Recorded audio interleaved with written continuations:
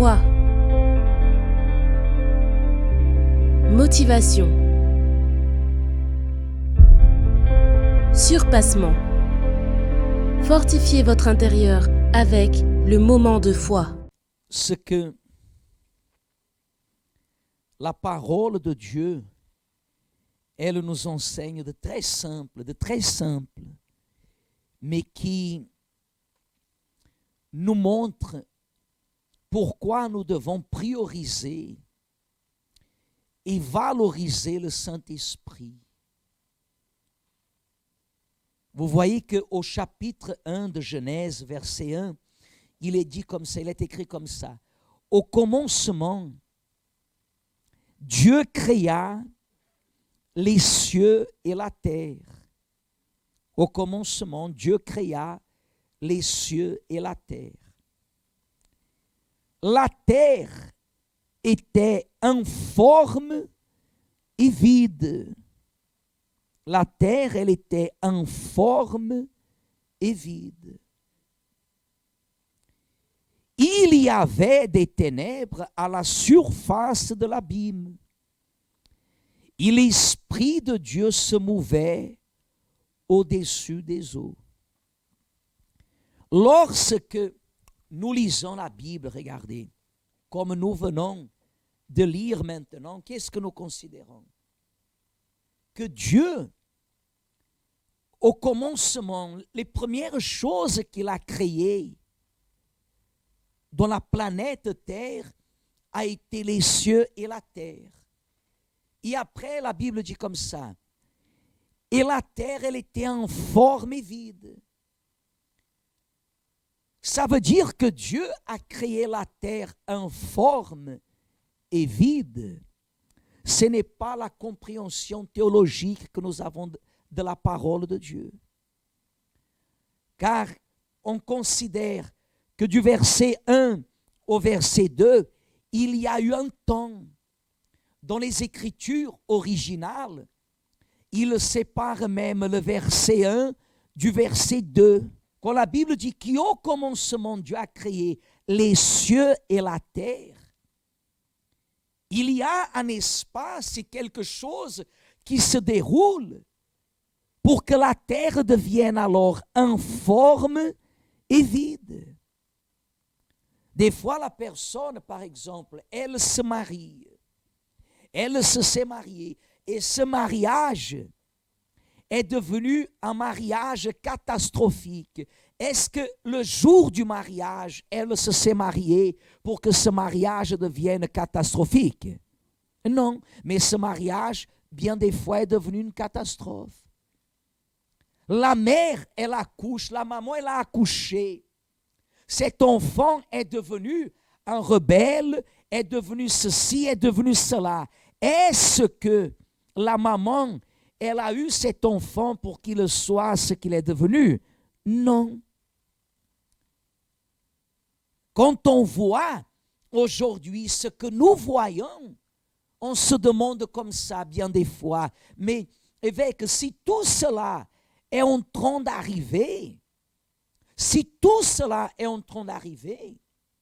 est-ce que Dieu ne pouvait pas épargner tout ce que nous sommes en train de vivre? Non. Dieu ne peut pas épargner ce que l'homme il vit, parce que l'homme il est établi sous base d'une ordonnance. Ce que l'homme sème, l'homme va récolter.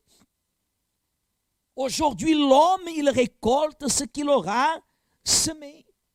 On ne peut pas penser que la fin, c'est la même fin que nous vivons. Qu'est-ce que c'est cette... la fin est proche. Qu'est-ce que ça veut dire? Que Jésus, que la fin va arriver dans quelques mois? Non, Église. La terre, il faut comprendre. Une chose, c'est la fin pour notre vie, autant que chrétiens sur terre, jusqu'à que Jésus vienne chercher les élus. Jusqu'à que Jésus vienne chercher les élus, l'Église. Et quand cela va se produire, alors on va entendre parler d'un phénomène mondial. Imaginez ce qu'ils vont dire au niveau de l'Église. Ils disent que ce que nous sommes en train de parler, c'est de notre imagination, ce sont des extraits bibliques, ce qui arrive, on parle de la fin du monde. On ne parle pas de la fin du monde. Moi, je ne veux pas savoir de la fin du monde. La fin du monde ne me dit absolument rien. Parce que lorsque la fin va venir, je ne serai plus là. Ce qui m'intéresse, c'est d'être prêt quand Jésus viendra ou quand moi-même je partirai. Il n'y a pas d'âge. On le répète presque toutes les semaines. Vous êtes ici à l'église et vous ne savez pas si en sortant de l'église quelque chose peut arriver, ou vous glissez, ou quelque chose arrive et vous mourrez et je meurs. On ne sait pas. On ne sait pas. Et des fois, on prend ça à la légère, on prend ça à la légère, comme si rien n'était. Comme si rien n'était. Tôt ou tard, on va devoir quitter ce monde. Et c'est là que vous comprenez quelle est ma priorité de vie. Quelle est la priorité de ma vie? Parce qu'il y a des personnes qui viennent à l'église pour chercher la solution des problèmes.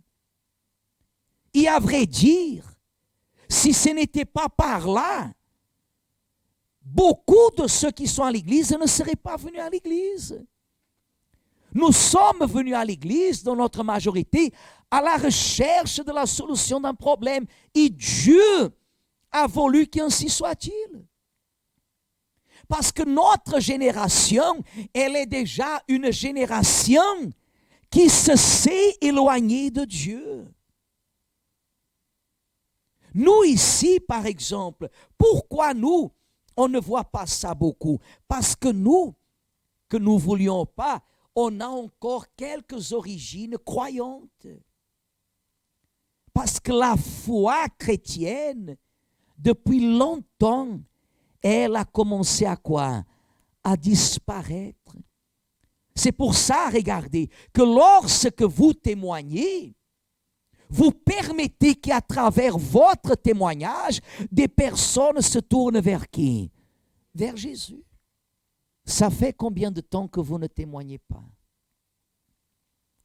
Ça fait combien de temps que vous ne cherchez pas le pasteur? Pasteur, je veux rendre témoignage, je veux donner un témoignage de ce que Dieu a fait dans ma vie. Peut-être ce témoignage, il est petit pour vous. Mais peut-être il y a des centaines de personnes qui sont en train de vivre le même problème que vous avez réussi à travers la foi. Et si vous ne rendez pas témoignage, comment sauront-elles qu'il y a un Dieu capable de quoi faire? De délivrer, de guérir. Mais si vous analysez ici au verset 2, que dit la Bible? La terre, elle était informe et vide. Il y avait des ténèbres à la surface de quoi? De l'abîme. Et l'Esprit de Dieu se mouvait au-dessus des eaux. Vous voyez ici, Église, que la terre, elle était informe et elle était comment? Vide. Vous voyez qu'il y avait des ténèbres, mais que l'Esprit de Dieu, déjà à ce moment, l'Esprit de Dieu, qu'est-ce qu'il faisait? Il se mouvait. Dieu n'avait encore créé rien du tout, si ce n'est que les cieux, la terre, mais pas ni même divisé le temps, jour et nuit. Dieu, il n'avait pas encore établi ni même le jour et la nuit. Et ici, il y avait déjà l'Esprit de Dieu qui agissait. Vous savez qu'est-ce que cela montre, Église? Qu'avant toute chose, quand Dieu vous fait connaître la vérité, il vous choisit déjà pour que vous soyez, pour que nous soyons, pour que nous devenions temple de quoi? du Saint-Esprit. Et à l'Église, il y a des personnes qui cherchent prioritairement la délivrance, le miracle dans la famille, le mariage, et elles méprisent le Saint-Esprit. Il y a des personnes qui savent comment le diable travaille, mais elles ne savent pas comment le Saint-Esprit travaille. Est-ce que cela est normal? Ce n'est pas normal.